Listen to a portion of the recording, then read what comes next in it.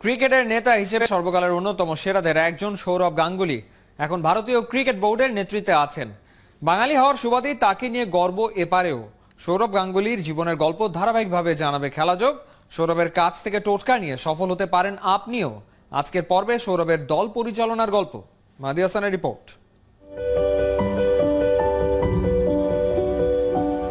আকাশের ওই মিটিমিটি তারা এমনি এমনি জন্ম নেয় না, তৈরি হয়েছে, তৈরি করেছে, তৈরি করার দায়িত্বে আছেন যিনি তিনি। Saurav Ganguly was slotted to come out at number 3, but it's Dhoni who's come out. Mahendra Singh ধোনির অভিষেক আরো 5 ম্যাচ আগে হলেও কিংবদন্তি ক্রিকেটার হওয়ার আখ্যান শুরু ভাইজাগে। বরাবরই সাথে খেলেন তরুণ ধোনি। টানা ব্যর্থতার বৃত্তে ঘুরপাক খাওয়া উইকেটকিপার ব্যাটসম্যানের ওটাই হতে পারত শেষ সুযোগ। নিজের 3 নম্বর পজিশনে না নেমে 7-এর এমএসকে তিনি নামিয়েছিলেন অধিনায়ক সৌরভ গাঙ্গুলী। পাকিস্তানের বিপক্ষে সেবারই 148-এর ইনিংস। সৌরভ গাঙ্গুলীর ছেড়ে দেওয়া মঞ্চ থেকে ধোনির ধোনি হওয়ার শুরু। পরবর্তীতে ভারতের সর্বকালের সেরা ক্রিকেটারদের একজন, বিশ্বকাপ জেতা অধিনায়ক।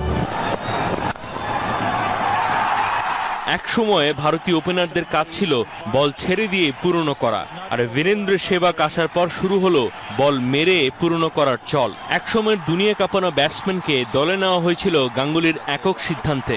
বরাবরই 6 খেলা বীরুকে ওপেনিংয়ে নামিয়েছিলেন সৌরভ গাঙ্গুলী। সুযোগ পেয়ে ইংল্যান্ডের বিপক্ষে সেঞ্চুরি। পরবর্তীতে ভারত তো বটেই, বিশ্ব ক্রিকেট ইতিহাসের অন্যতম সেরা ওপেনার হয়েছেন বীরেন্দ্র সেহবাগ।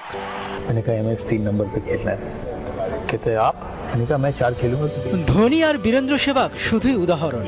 আপনাকে আপনার ছেলেদের সুযোগ দিতে হবে। একজন খেলোয়াড় একসময় কিংবদন্তি হয়ে যেতে পারে উপরে সুযোগ পাওয়ার মাধ্যমে। নিচে খেলে আপনি কখনো সেহবাগ বা ধোনির দেখা পাবেন না। आप प्लेयर को कभी नीचे डाल के प्लेयर बना नहीं सकते। उसको गहरे पानी में डालना आगे ही डालना है, तब आपको पता चलेगा कि इसमें है या इसमें नहीं है। 2003 সালে অস্ট্রেলিয়া খেলতে যাবে সৌরভ গাঙ্গুলীর ভারত। অফ ফর্মে থাকা অনিল কুম্বলেকে বাদ দিয়ে হরভজন আর মুরলী কার্তিককে দলে রেখেছিল নির্বাচকরা। ওই সিরিজে না খেললে ক্যারিয়ারই শেষ হয়ে যেতে পারত টেস্ট ক্রিকেট ইতিহাসের অন্যতম সেরা স্পিনার কুম্বলের। আমরা সিলেকশন মিটিংয়ে ঢুকি, 2 ঘন্টা 2.5 ঘন্টা 3 ঘন্টা সিলেকশন মিটিং চলে, কিন্তু অনিল কুম্বলেকে কোনো সিলেক্টর নিতে চায় না। আমি মিটিং শেষ হবার আগে অবধি বলি, যতক্ষণ না অনিল কুম্বলের নাম এই খাতায় লেখা হবে আমি এই মিটিং ছাড়বো না।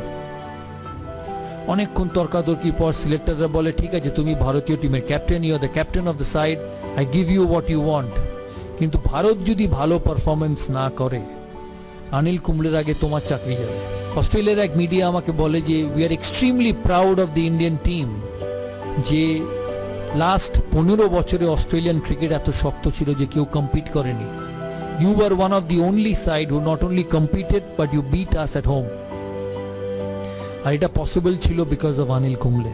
হি finished as the highest wicket taker of the season, and ওই বছর অনিল কুম্বলে 75টা উইকেট পেয়েছিল। Even the best will have tough times, but if you want to be a leader, if you want to be someone who actually turns around people, you have to put an arm around him and say, hey listen, I support you. যেখানে সম্ভাবনা দেখে না মার প্যাচের হতাশাবাদীরা, সেখানে অপার সম্ভাবনা সামনের মাস বা বছরের ভবিষ্যৎ দেখেন একজন নেতা। এটাই তো দাদাগিরি। ধোনি, সেহবাগ কিংবা অনিল কুম্বলের ক্যারিয়ার পরবর্তীতে যতই আলোকিত হয়েছে ততই মহিমান্বিত হয়েছেন নেতা। ইতিহাসে সন্দেহবাদীরা হারিয়ে যায়, দাদাদের দাদাগিরির চর্চা থেকে যায়। মাহদি হাসান, 71।